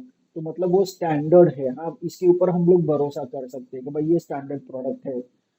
वैसे ही डिजिटल मार्केटिंग के अंदर, स्पेशली सर्च इंजन ऑप्टिमाइजेशन के अंदर, वो जो स्कीमा होता है, वॉइस स्कीमा, वो एक स्टैंडर्ड है मोबाइल ऑप्टिमाइजेशन के लिए, जो वॉइस सर्च के लिए हम लोग उसको इंस्टॉल करते हैं हमारी वेबसाइट के अंदर। अभी वो प्लगइन हमने हमारी वेबसाइट के अंदर इंस्टॉल कर दिया, मतलब एक स्टैंडर्ड हो गया, और वॉइस के लिए हमारा उसके अंदर से जो भी कंटेंट है वो उठा के मोबाइल के अंदर भी ऐड करेगा। तभी हमारी वेबसाइट कोई मोबाइल के अंदर सर्च करेंगे तो हमारी वेबसाइट आएगी। तो वैसा है यहाँ पर। तो ये सब चीज़ मोबाइल एसईओ के अंदर है। फिर मोबाइल एसईओ के अंदर बहुत सारी ऐसी चीज़ें हैं, जैसे वो वेबसाइट के लिए भी लागू होती है और मोबाइल डिवाइसेस के लिए भी लागू होती है। जैसे मेरी वेबसाइट एकदम स्पीड में खुलनी चाहिए, बड़े स्क्रीन के अंदर फटाफट खुल जाएगी, क्योंकि इसके अंदर इंटरनेट बड़ा रहता है, हम लोग वाईफाई यूज़ करते हैं। लेकिन उसके अंदर वाईफाई का एक लिमिटेशन होता है, लेकिन फिर भी उसका स्क्रीन छोटा है होता है। लेकिन अगर इमेज का साइज बहुत बड़ा है, मान लो कि उसके अंदर बहुत सारी इमेजेस और एक एक इमेज का साइज है 80 KB, 100 KB, 125 KB, ऐसा बड़ा बड़ा साइजेस का इमेज रहेगा, तो इसके अंदर फटाफट खुल जाएगा, लेकिन इसके अंदर खुलने के लिए बहुत टाइम लगेगा। तो गूगल क्या कहता है कि अगर आपकी वेबसाइट 5 सेकंड के अंदर खुल जाती है तो ही आपकी वेबसाइट सर्च इंजन में आएगी, नहीं तो हम लोग निकाल देंगे। अगर आपकी वेबसाइट को 6 सेकंड भी लगे तो हम आपकी वेबसाइट निकाल देंगे। तो वो एक मोबाइल एसईओ का एक पार्ट है, जो वेबसाइट मोबाइल के लिए भी वो मेन लागू होता है, क्योंकि मोबाइल में ही ज़्यादातर टाइम लगता है। डेस्कटॉप के अंदर तो फटाक से खुल जाती है, लेकिन मोबाइल के अंदर खुलने के लिए टाइम लगता है। तो उसके लिए हम लोग इमेजेस को ऑप्टिमाइज करते हैं। अभी जैसे हम लोग नेक्स्ट जनरेशन फॉर्मेट का इमेज यूज करते हैं। आज लोग कौन सा इमेज यूज करते हैं? जेपीजी यूज करते हैं, पीएनजी यूज करते हैं, जिफ इमेज यूज कर सकते हैं, ऐसे इमेजेस लोग यूज करते हैं। लेकिन अभी वेबसाइट के लिए नया फॉर्मेट का इमेज आया, जिसको हम बोलते हैं वेब पी, WEBP। तो वेब पी, तो ये एक फॉर्मेट है। अगर वो 80 KB का इमेज है तो ये 10 KB का कर देगा या 25 KB का कर देगा, मतलब आधा या आधे से कम हो जाएगा। तो अपनी वेबसाइट फास्ट खुलेगी। वेबसाइट स्लो खुलने का कारण एक ही है, इमेजेस। हाँ, हाँ, तो वो रेजोल्यूशन के अंदर कुछ फर्क नहीं पड़ता, लेकिन साइज के अंदर फर्क पड़ता है, लोड के अंदर फर्क पड़ता है, वो एकदम लाइट वेट रहता है, वो लोडेड नहीं रहता है। तो वो हम लोग यूज करते हैं। तो उससे बेनिफिट ये है कि हमारी वेबसाइट फास्ट खुलेगी। और वेबसाइट के अंदर सबसे मेन स्लो खुलने का कारण एक ही होता है, इमेजेस। अगर आज मेरी वेबसाइट के अंदर सिर्फ टेक्स्ट है, 1 सेकंड के अंदर खुल जाएगी मेरी वेबसाइट, क्योंकि उसके अंदर कुछ इमेज ही नहीं, उसको टेक्स्ट लोड करना है, टेक्स्ट तो 1 सेकंड के अंदर लोड हो जाएगा। जो टाइम लगता है वो इमेज को ही लोड होने के लिए टाइम लगता है, क्योंकि वो ब्राउजर एक इमेज अगर 10 KB का है या 50 KB का है, तो वो 50 KB रेंडर करना चाहिए ना, वो इंटरनेट से उठाएगा, यहाँ पर ब्राउजर में डिस्प्ले करेगा, खुलेगा, तो वो टाइम लगता है। तो वो इमेजेस को हम जितना कम हो सके उतना हम कम करेंगे और हम लोग यूज करेंगे, और फिर वो हमारी वेबसाइट फटाक से खुल जाएगी। तो उस तरीके से मोबाइल एसईओ का बहुत सारा पार्ट है। तो ये होता है मोबाइल एसईओ। तो जब हम लोग प्रैक्टिकली करेंगे तो तभी ऐसा बहुत सारी चीजें हैं जो इसके अंदर आती है, ये सब करेंगे। अभी हमारे ये दो फाइल रह गए, तो ये अभी हम लोग देखेंगे। तो ये साइट मैप और रोबोट डॉट टेक्स्ट फाइल क्या है, ये दोनों एक फाइल है। उसको प्राइमरी कीवर्ड्स के साथ में कुछ लेना देना नहीं है। ये दोनों कम्युनिकेशन फाइल है। अभी जैसे हम लोग किसी के घर पे जाते हैं, तो क्या हम डायरेक्टली उसके घर के अंदर एंटर करते हैं? हम लोग ऐसा किसी के घर में भी नहीं जाता। अभी जैसे हमारे दोस्त का भी घर रहेगा तो भी हम लोग डायरेक्टली अंदर नहीं जाएंगे। भले दरवाजा खुला हो या बंद हो, हम लोग क्या करेंगे? नॉक करेंगे, डोरबेल रिंग करेंगे, बराबर। तो डोरबेल, ये रोबोट डॉट टेक्स्ट फाइल जो है वो डोरबेल है। अभी जो गूगल बॉट मैंने बताया वो स्पाइडर आता है, सारी दुनिया के जितने भी इंटरनेट के ऊपर वेबसाइट है वो डेटा कलेक्ट करेगा। अभी डेटा कलेक्ट करने के लिए अभी वो मेरी वेबसाइट पे आएगा तो ऐसे ही थोड़ी घुस जाएगा मेरी वेबसाइट के अंदर। वो डोरबेल तो बजाएगा ना कि भाई मुझे आना है आपकी वेबसाइट पे कंटेंट कलेक्ट करने के लिए, तो वो डोरबेल बजाएगा। तो डोरबेल है वो रोबोट डॉट टेक्स्ट फाइल। तो उसके अंदर क्या होता है कि वो पहले ये फाइल खोलेगा। तो वो फाइल मैं बताता हूँ यहाँ पर कि वो फाइल होती क्या है और उसके अंदर क्या क्या लिखा हुआ होता है। तो हाँ, ये हो गया रोबोट डॉट टेक्स्ट फाइल। और दूसरा जो है वो है साइट मैप। हाँ, ये वाला है site map.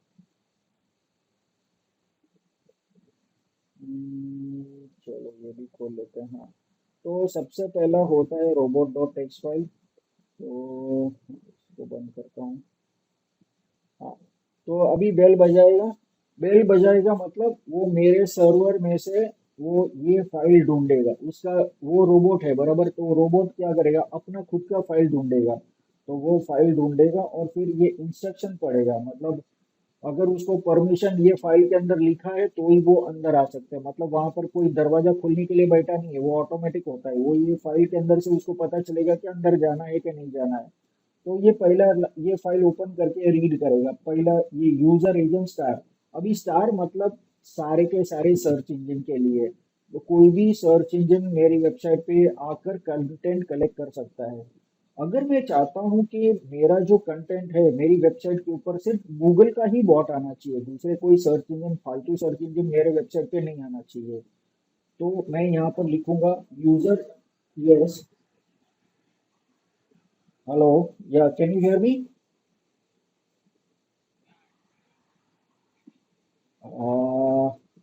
I mean, actually over here I'm connected. Okay, it's proper, no? Okay, fine. So sometimes due to network issues, it happens. Okay, yeah.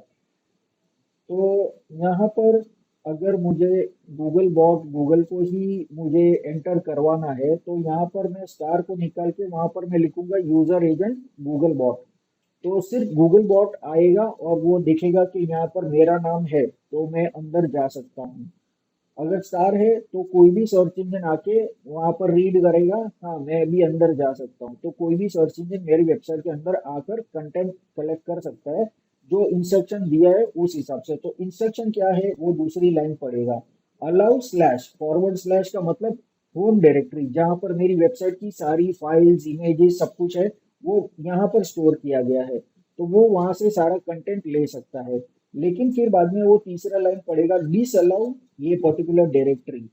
अभी कोई चीज ऐसी होती है जो मुझे सर्च इंजन में ऐड नहीं करनी है, क्योंकि ये जो डायरेक्टरी है यहाँ से मैं अपनी वेबसाइट मैनेज कर सकता हूँ। मतलब ये डायरेक्टरी के अंदर एडमिनिस्ट्रेटर के अलावा कोई नहीं जा सकता, क्योंकि वहां पर यूजर नेम और पासवर्ड मिले ऐड करना होता है। तो वो दुनिया को दिखा के क्या फायदा? उल्टा हैकर्स उसको देखेंगे तो मेरी वेबसाइट हैक करने की कोशिश करेंगे। तो मुझे यह यूआरएल नहीं दिखाना है। तो मैंने गूगल बॉट को इंस्ट्रक्शन दिया कि ये डायरेक्टरी का एक भी फाइल टच नहीं करना है, तो वो टच नहीं करेगा। फिर वो, यहाँ पर हमने चौथा लाइन लिखा है साइट मैप का लोकेशन ये है। तो फिर वो क्या करेगा? ये फाइल को बंद करेगा और वो ये साइट मैप को ढूंढेगा और ये फाइल को ओपन करेगा। अभी इसके अंदर मेरी वेबसाइट के जितने भी लिंक्स है वो ये सारे लिंक्स है, जैसे 500 600 लिंक है इसके अंदर, वो सारे लिंक्स को कलेक्ट करके वो लेके जाएगा। सर सॉरी हाँ। क्वेश्चन अभी आपने पूछा हैकर्स के बारे में, हाँ। राइट? तो अभी कौन सी हम एक वेबसाइट बनाते हैं, हाँ। तो कितनी भी स्ट्रॉन्ग हो, क्या हैकर्स को हैक कर सकते हैं? वो हैकर का कैपेबिलिटी के ऊपर डिपेंड है कि वो कितना एक्सपीरियंस है, उसको कितना नॉलेज है, उसके हिसाब से। बाकी हैकर रहेगा वो कुछ भी कर सकता है, कोई भी वेबसाइट को हैक कर सकता है। अभी वो गवर्नमेंट का भी तो वेबसाइट हैक होता है, तो वो हो सकता है। ऐसा वो हैकर के एक्सपीरियंस के ऊपर डिपेंड है। तो वैसा है। तो अभी वो बॉट जो है, उसको पता चला कि ये साइटमैप डॉट एक्सएमएल फाइल यहाँ पर है, तो उसने ये फाइल खोला, और ये फाइल के अंदर से जितना भी लिंक्स है, ये सारा लिंक्स जो है वो कलेक्ट करके वो क्रॉलिंग प्रोसेस में ऐड कर देगा। वहां पर चेक करेगा कि कितना ओरिजिनल कंटेंट है, कितना डुप्लीकेट है, कितना कॉपी किया हुआ है। वो ओरिजिनल कंटेंट उठा के डेटाबेस के अंदर डाल देगा, बाकी छोड़ देगा। वैसा है। तो ये फाइल मुझे मेरे सर्वर के अंदर ऐड करनी है। तो मतलब ये फाइल, अभी ये तो इतना बड़ा फाइल है, अभी ये इतना बड़ा फाइल मुझे बैठ के बनाना नहीं है, ये फाइल ऑटोमेटिक बनता है। ऐसे बहुत सारे जनरेटर है ऑनलाइन, जहाँ पर मैं गूगल में सर्च करूँ एक्सएमएल साइट मैप जनरेटर, तो उसके अंदर मुझे फिर बहुत सारी वेबसाइट आएंगी। उसके अंदर कोई भी वेबसाइट में क्लिक करूंगा, वहां पर मेरा वेबसाइट का यूआरएल ऐड करूंगा और सबमिट करूंगा। तो ऑटोमेटिकली मेरी वेबसाइट को पूरा क्रॉल करके उसके अंदर जितना लिंक्स है उसका ये फाइल बनाएगा और मुझे डाउनलोड दे देगा। तो एक्सएमएल फॉर्मेट के अंदर वो मुझे डाउनलोड दे देगा। फिर ये फाइल को मुझे चेंज किए बगैर वैसे का वैसा, नाम भी वैसे ही रखना है, एक्सटेंशन भी वैसे ही रखना है, उसको उठा के मुझे मेरे सर्वर के अंदर प्लेस करना है, बस और कुछ नहीं करना है। उसको किधर लिंक नहीं करना है, बस सिर्फ साइट पे रखना है। तो वैसे ही दोनों फाइल जो है वो मुझे यहाँ पर मेरे सर्वर पे रखना है, रोबोट डॉट टेक्स्ट फाइल और site map dot text file. तो ये दोनों मुझे सर्वर पे रखना है। तो वो कम्युनिकेशन फाइल्स है, वेबसाइट और गूगल बॉट, ये दोनों के बीच में कम्युनिकेशन होता है, बात करते हैं। उसके बाद में ये कंटेंट का एक्सचेंज होता है, कंटेंट वो देते हैं, उस हिसाब से परमिशन के हिसाब से वो कंटेंट देते हैं। अभी मान लो कि ये दो फाइल नहीं है हमारी वेबसाइट पे, तो क्या होगा? तो ये ऐसा होगा कि मेरे घर के अंदर कोई दरवाजा ही नहीं, अगर घर के अंदर दरवाजा नहीं होगा तो क्या होगा? चोरी चोरी हो हो जाएगी। जाएगी, बराबर। तो मेरा वेबसाइट के अंदर जितना भी कंटेंट है वो सब चोरी हो जाएगा। वो कोई भी क्रॉलर आएगा, वो सब कंटेंट उठा के लेके जाएगा। अभी उसके अंदर कुछ प्राइवेट कंटेंट रहेगा, वो भी उठा के लेके जाएगा, जो पब्लिक कंटेंट है वो भी उठा के लेके जाएगा, सब कुछ चोरी हो जाएगा। तो वो कंटेंट सब कुछ लेके जाएगा। तो उस हिसाब से मुझे ये दोनों में से कोई भी एक फाइल तो मुझे रखनी है। एक फाइल भी रखा ना तो मेरा कंटेंट सेफ है, मेरा वेबसाइट सेफ है। मान लो कि अगर रोबोट डॉट टेक्स्ट फाइल नहीं है, ठीक है, तो वो रोबोट डॉट टेक्स्ट फाइल नहीं मिलेगा तो वो साइट मैप पूरा जब ढूंढेगा तभी उसको साइट मैप मिलेगा। तो साइट मैप मिलेगा तो वो फाइल खोल के उसके अंदर जो भी लिंक्स है वो उठा के लेके जाएगा। अगर साइट मैप नहीं है, रोबोट डॉट टेक्स्ट फाइल है, तो रोबोट डॉट टेक्स्ट फाइल के अंदर भी तो मैंने लिखा हुआ है ना कि ये इसके अंदर से सब कुछ उठाने का, इसके अंदर से कुछ नहीं उठाने का, तो भी मेरा डेटा सेफ है, तो भी कोई प्रॉब्लम नहीं है। मतलब दोनों में से एक फाइल रहना चाहिए तो मेरी वेबसाइट सेफ है। तो ये दोनों कम्युनिकेशन फाइल है।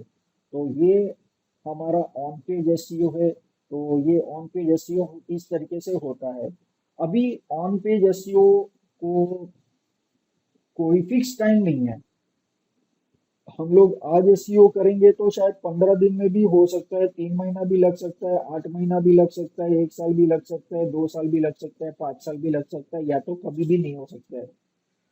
वो हमारी मेहनत कितना करते हैं, हम लोग कितना रिसर्च करते हैं उसके ऊपर उसका डिपेंड होता है। तो हमने कितना कंपटीशन है, हम लोग कौन सा कीवर्ड यूज करते हैं, हमारे एरिया के अंदर कितना कंपटीशन है, स्टेट के अंदर कितना कंपटीशन है, कंट्री के अंदर कितना कंपटीशन है, उसका डिमांड कितना है, उसके हिसाब से अपना वेबसाइट सर्च इंजन में आएगा नहीं आएगा वो सब है। तो यहाँ पर कोई गारंटी नहीं है। लेकिन फिर हम बोलेंगे कि यार अभी मुझे मेरा वेबसाइट सर्च इंजन में लाना है तो मुझे क्या करना पड़ेगा? यहाँ पर तो कोई गारंटी नहीं है, यहाँ पर बहुत सारी मेहनत भी करनी पड़ती है। तो हमारे पास दूसरा ऑप्शन है जो है of page SEO. Of page SEO के अंदर आपका वेबसाइट 7 से 10 दिन या ज्यादा से ज्यादा 15-20 दिन के अंदर आराम से आ जाएगी। क्योंकि हम लोग यहाँ पर क्या करते हैं, हमारी वेबसाइट का प्रमोशन करते हैं।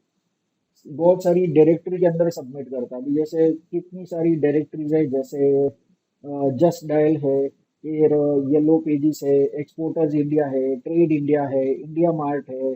तो ये सारी डायरेक्टरीज, ऐसी हजारों डायरेक्टरीज है। वो हजारों डायरेक्टरीज के अंदर हमारी कंटेंट ऐड करते हैं, हमारा कंपनी का रजिस्ट्रेशन करते हैं, हमारी कंपनी का प्रोडक्ट सर्विसेज ऐड करते हैं और हमारी वेबसाइट का लिंक ऐड करते हैं।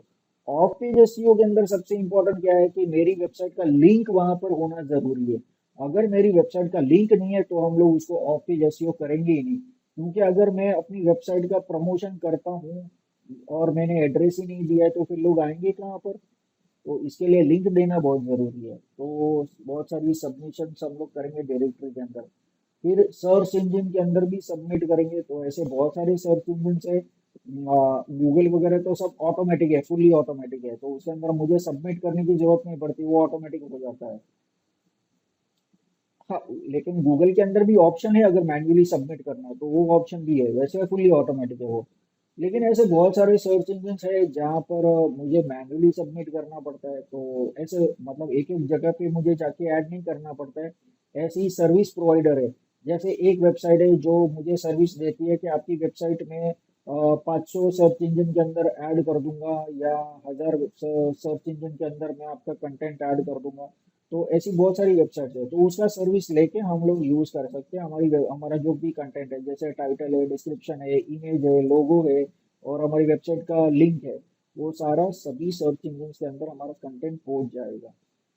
तो सर्च इंजन सबमिशन हम लोग कर सकते हैं। फिर ब्लॉग्स एंड आर्टिकल सबमिशन, तो हमारी वेबसाइट के लिए, हमारी प्रोडक्ट्स और सर्विसेज को प्रमोट करने के लिए हम बहुत सारे वेबसाइट्स पे हम लोग हमारा आर्टिकल लिख सकते हैं और वहाँ पर हमारा ये लिख सकते हैं, वेबसाइट का यूआरएल दे सकते हैं। तो वो सारी वेबसाइट्स के ऊपर से लोग आएंगे, उसके ऊपर क्लिक करके हमारी वेबसाइट के ऊपर आएंगे, तो वो फायदा है। फिर हम लोग सोशल नेटवर्किंग और सोशल बुकमार्किंग, ये सारी वेबसाइट्स है, जैसे फेसबुक है, लिंक्डइन है, ट्विटर है, यूट्यूब है, इंस्टाग्राम, सब जगह पर ऐसी बहुत सारे हजारों वेबसाइट के ऊपर हमारा प्रमोशन करेंगे। तो वहां पर तो ऑलरेडी बहुत सारे लोग हैं, तो वहां पर प्रमोट करेंगे तो लोग तुरंत उसको क्लिक करके हमारी वेबसाइट पर आएंगे। तो ये एक बेनिफिट है। और फिर फ्री क्लासीफाइड, तो फ्री क्लासीफाइड तो जैसे ओएलएक्स एंड क्विकर है, वैसी करोड़ों वेबसाइट है फ्री क्लासीफाइड की। तो वहां पर हम लोग पोस्ट कर सकते हैं हमारा प्रोडक्ट सर्विसेज और हमारा लिंक पोस्ट कर सकते हैं। फिर प्रेस रिलीज सबमिशन करते हैं। प्रेस रिलीज इंडिया के अंदर ज्यादातर कॉर्पोरेट यूज करते हैं, एक आम आदमी यूज नहीं करता है। लेकिन यूएस यूके के अंदर एक आम आदमी भी घर से बाहर निकलने से पहले वो प्रेस रिलीज पढ़ के जाता है, ताकि उसको नॉलेज हो, उसको अपडेट हो कि हाँ भाई हमारे कॉम्पिटिटर क्या कर रहे हैं, उनका क्या नया प्रोडक्ट लॉन्च हुआ। तो ये सब चीज वो लोग जानकारी रखते हैं। फिर बैकलिंक्स बढ़ाना मतलब बहुत सारी वेबसाइट के ऊपर मैं अपनी वेबसाइट की लिंक्स ऐड करूंगा। तो उससे फायदा क्या होगा? उससे फायदा ये होगा कि हजारों लाखों वेबसाइट के ऊपर मेरी लिंक्स ऐड होगी। तो गूगल को क्या लगेगा कि मेरी वेबसाइट के बारे में हजारों लाखों लोग बात कर रहे हैं, तो गूगल को लगेगा कि मेरी वेबसाइट बहुत इंपॉर्टेंट है, तो ऑटोमेटिकली मेरी वेबसाइट का रैंकिंग जो है वो बढ़ाएगा, सर्च इंजन के अंदर ऑटोमेटिकली बढ़ जाएगा। तो ये फायदा होता है। और अगर मेरा रैंकिंग बढ़ गया तो मैं तुरंत सर्च इंजन के अंदर आ जाऊंगा, तो मेरा विजिबिलिटी वहां पर बढ़ जाएगा। तो इसके लिए मैं बोलता हूँ ये करने से बहुत गारंटी होता है। अभी ये जो पार्ट है ना ऑफ पेज एसईओ, ये इतना इंटरेस्टिंग है, मैं बताता हूँ कैसे। उससे दो फायदा होता है। पहला फायदा ये होता है कि इससे मैं अपना कंटेंट वायरल कर सकता हूँ। क्योंकि अगर मतलब ये यूट्यूब वायरल या व्हाट्सएप वीडियो का जैसा वायरल नहीं होता कि एक दिन के अंदर लाखों करोड़ लोगों ने देख लिया तो हो गया वो वायरल, और तीसरे चौथे दिन लोग भूल जाते हो, वैसा वायरल नहीं। ये वायरल को होने के लिए टाइम लगता है, 6 महीना भी लग सकता है, 1 साल भी लग सकता है। लेकिन मैं हजारों लाखों वेबसाइट के ऊपर मेरा लिंक ऐड करूंगा, तो वो हजारों लाखों वेबसाइट में से हर एक वेबसाइट में से कुछ ना कुछ तो लोग आएंगे मेरी वेबसाइट के ऊपर। तो वो लाखों लोग, अगर एक वेबसाइट में से भी अगर मैं करूँ कि भाई 10 लोग आएंगे और लाख वेबसाइट के ऊपर मेरा है, तो 10 लाख लोग तो वैसे ही मेरी वेबसाइट पर आएंगे। और हमेशा मेरी वेबसाइट के ऊपर मैं अलग अलग लिंक्स ऐड करता रहूंगा नई नई वेबसाइट के ऊपर। और वो जो वेबसाइट है उसके अंदर भी हर रोज कुछ ना कुछ तो लोग आएंगे। तो हर रोज लाख, 10 लाख, 5 लाख लोग आते रहेंगे मेरी वेबसाइट के ऊपर। तो ये जो प्रोसेस है वो दिन ब दिन बढ़ता जाएगा। तो ये ऐसा वायरल होगा ना, सब जगह पर लोग कीवर्ड सर्च करेंगे तो मेरा ही वेबसाइट दिखाई देगा। तो ये फायदा होता है और उसको कोई रोक नहीं सकता है। अभी वायरल वीडियो जो हुआ है यूट्यूब के ऊपर, कोई वीडियो वायरल हुआ है, उसका चलो 1 मिलियन 2 मिलियन हो गया, उसके बाद में तो ब्रेक लग गया ना, चलो हो गया वायरल, खत्म हो गया, चौथे दिन कहानी खत्म, लोग भूल गए। अभी इसके पहले कितने सारे वीडियोस वायरल हुआ था, आज किसी को याद भी है कौन सा वीडियो वायरल हुआ था। तो वैसा है। लेकिन हमारे यहाँ पर ऐसा नहीं, ये चेन रिएक्शन के जैसा है। चेन रिएक्शन मतलब वो किसी, हम उसको स्टॉप नहीं कर सकते, वो हमारे बस में नहीं है। वो अभी उसको हम बोल तो नहीं सकते ना भाई अभी मत आओ, हमारी वेबसाइट पे बहुत ट्रैफिक है, हम ऐसा तो नहीं कर सकते। अभी हमने ऑलरेडी वहां पर लिंक किया है तो वो लोग आएंगे, तो उसको हम लोग स्टॉप नहीं कर सकते। तो वैसा ये वायरल होगा, वो दिन ब दिन बढ़ता जाएगा, वैसा हो जाएगा। मेरा ट्रैफिक, मेरा वेबसाइट के ऊपर बहुत सारा ट्रैफिक आने लगेगा और मेरी वेबसाइट बहुत फेमस हो जाएगी। ये पहला फायदा। दूसरा फायदा ये है कि जो वो हजारों लाखों वेबसाइट का, जहां पर मैं रजिस्टर करके मैं अपना कंटेंट ऐड कर रहा हूँ, उसका मैं एक एक्सेल फाइल बनाऊंगा। क्योंकि मैं चलो 2 4 वेबसाइट में याद रख सकता हूँ कि भाई इसका यूजर नेम ये है, इसका पासवर्ड ये है। लेकिन अगर मैंने 50 100 वेबसाइट के ऊपर रजिस्टर किया, तो मान लो कि वो यूजर नेम पासवर्ड अवेलेबल नहीं है, तो मैंने कुछ दूसरा यूजर नेम रखा, तो हर एक वेबसाइट का अलग अलग यूजर नेम रहेगा, तो मुझे याद तो करना पड़ेगा ना। तो उस हिसाब से मैं एक एक्सेल फाइल बनाऊंगा जिसके अंदर मैं लिखूंगा ये वेबसाइट का यूआरएल है, इसका यूजर नेम, इसका पासवर्ड और इसका ईमेल एड्रेस। अभी कोई कोई वेबसाइट के अंदर यूजर नेम और पासवर्ड यूज करते, किसी के अंदर ईमेल एड्रेस और पासवर्ड यूज करते, तो वो मैं एक्सेल शीट बनाऊंगा। जैसे ही मेरे पास 100 200 500 1000 वेबसाइट का रजिस्ट्रेशन हो गया, ऐसी 2 4 वेबसाइट ऐसी है जहां पर मैं लॉग इन करूंगा और मैं लोगों को बोलूंगा कि आपकी वेबसाइट के लिए मैं प्रमोशन करूंगा, ऑफ पेज एसईओ में करूंगा। और 500 एकदम टॉप वेबसाइट्स के ऊपर मैं आपका वेबसाइट का मैं प्रमोशन करूंगा। तो इससे आप वहां से पैसे कमा सकते हैं। और ये इतना महंगा है ना कि आप इसके लिए बहुत पैसा चार्ज कर सकते हो। अभी ये 500 लिंक बोला ना, तो 500 लिंक के लिए आप $200 भी चार्ज कर सकते हैं, $150 भी चार्ज कर सकते हैं। अभी $200 मतलब 16 16 हजार हो गया। आप अभी मान लो कि आपके पास 100 500 1000 2000 5000 ऐसा लिंक्स हो जाएगा ना, तो आप इसका $500 भी चार्ज कर सकते हैं, $1000 भी चार्ज कर सकते हैं। हाँ। और ये काम इतना आसान है। आप जैसे मान लो कि आप कोई भी वेबसाइट पे गए, वहां पर एक अकाउंट क्रिएट किया, बस खत्म, उसका यूजर नेम पासवर्ड मैंने एक्सेल में डाल दिया। जब फिर ऐसे करते करते मुझे बहुत सारी वेबसाइट पे रजिस्टर करना है, और जब किसी का काम मिला तो उसका काम मुझे 500 वेबसाइट में ऐड करना है। मुझे क्या करना है, एक एक वेबसाइट का यूआरएल खोलना है, उसके अंदर उसका जो कंटेंट है उसको बोलने का कि मुझे ये फॉर्मेट में कंटेंट चाहिए, जिसके अंदर टाइटल हो, डिस्क्रिप्शन हो, लिंक हो, ये होना चाहिए इतना। तो ये मैंने ऐड कर दिया, वेबसाइट के अंदर सबमिट कर दिया। एक वेबसाइट सबमिट करने के लिए मुझे 1 मिनट लगेगा। तो मान लो कि 1 घंटे के अंदर मैंने 50 किया या 45 किया, तो उस हिसाब से चलो भाई, एक दिन के अंदर मैंने 2 4 घंटा मैंने काम किया। फुल टाइम अगर मैं काम करता हूँ तो ये काम मैं 2 दिन के अंदर खत्म कर सकता हूँ। तो उस हिसाब से अभी 2 दिन के अंदर, 10 lakhs हाँ आराम से। ये gross ये तो मैं मिनिमम बोल रहा हूँ। फिर इसके अंदर और भी तरीके हैं करने के लिए कि भाई हम लोग क्या यूज कर सकते हैं ताकि हम इसके अंदर और ज्यादा तरीके से काम कर सकते हैं। तो वो होता है एफिलिएट मार्केटिंग के अंदर हम और लोगों को काम पे लगा सकते हैं, तो वो हम लोग कर सकते हैं। तो इस तरीके से इसके अंदर बहुत सारा पैसा है। तो मैं जहाँ जहाँ पैसे कमा सकते हैं ना, वो सब चीज़ मैं बताऊंगा यहाँ पर। अभी एक तो सबसे पहले ये वाला हो गया, इसके अंदर से हम लोग पैसे इस तरीके से कमा सकते हैं।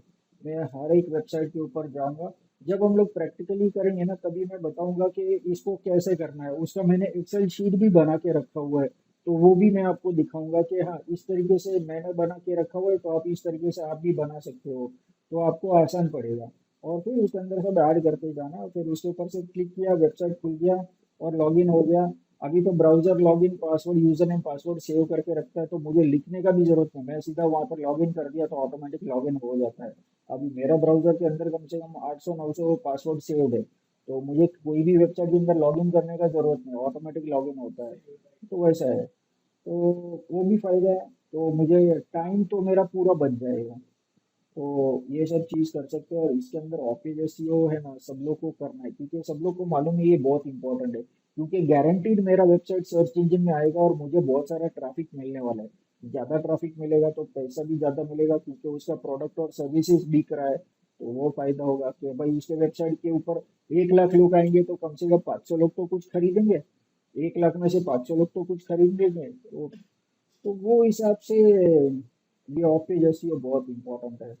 तो अभी हम लोग नेक्स्ट सेशन से हम लोग सब कुछ प्रैक्टिकली करने वाले हैं।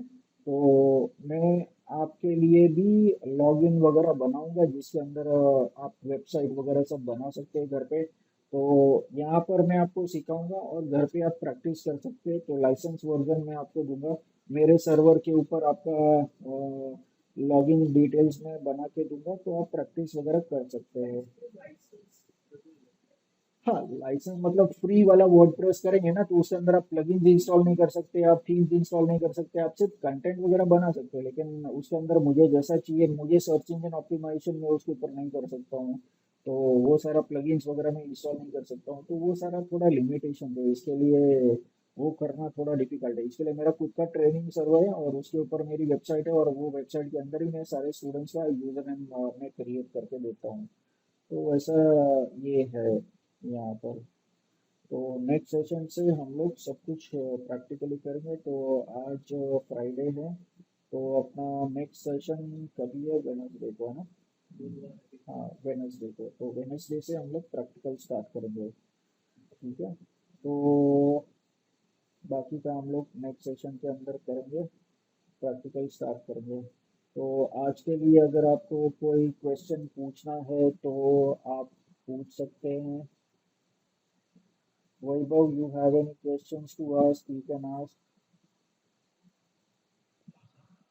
Okay, fine. Okay, not a problem. Then see you on Wednesday. Till then, goodbye. Good night. Yeah.